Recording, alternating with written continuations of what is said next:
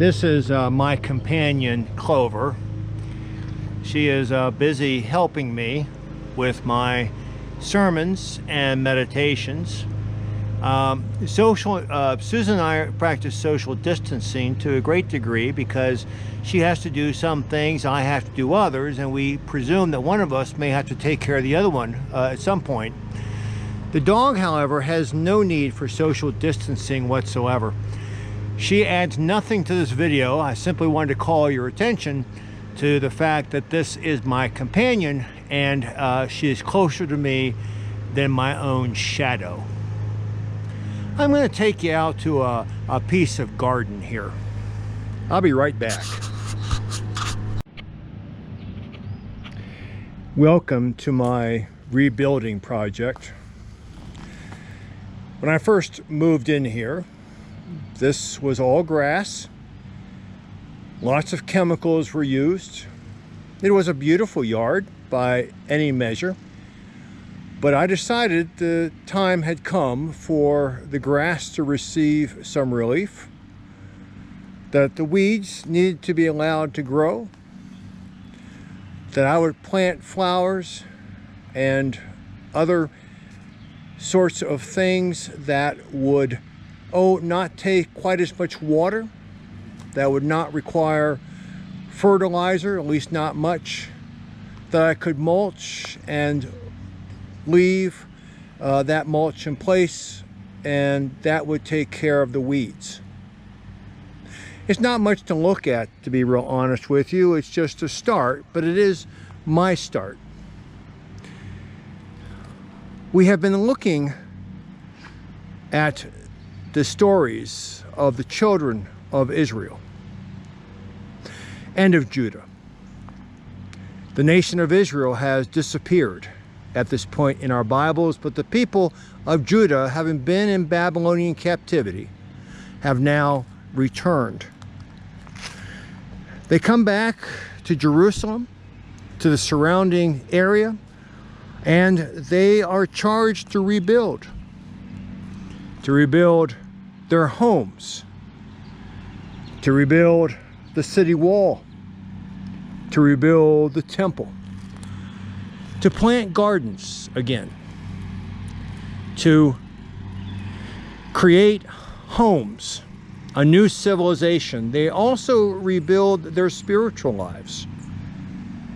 These are people who have been away for a long time and find little remaining when they return, but they devote themselves to recreating their homeland.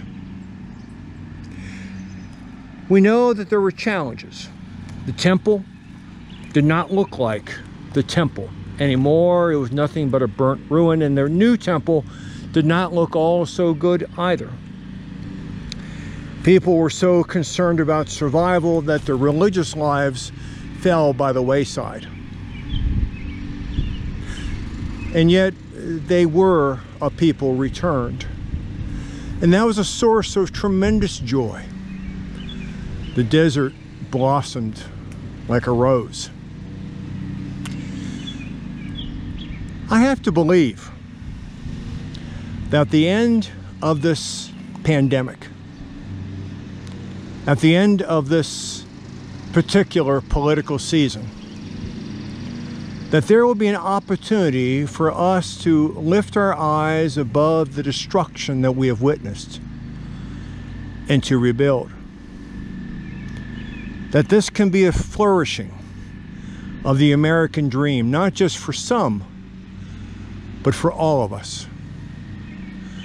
I have to believe that after years of doubt and distrust, we can rebuild our political and economic structures in a way that they will be more fair, that we can rally our democracy, that we can take our place again at the seat of all the nations, to be involved in their council, not to rule over them, not to dominate them, but to share on the basis of our history, to share on the basis that we have been through so very much, and now God has returned us to our place.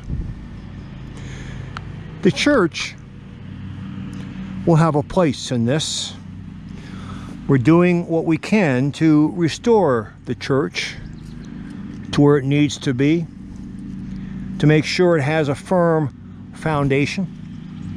And yet the church is but a small part of God's agency in what we know as the realm of God, which is in fact a reclamation of the vision of the Garden of Eden that finds final expression once again in the final chapters of the book of the Revelation. Yes, we are passing through a hard season, a destructive season, a season of exile.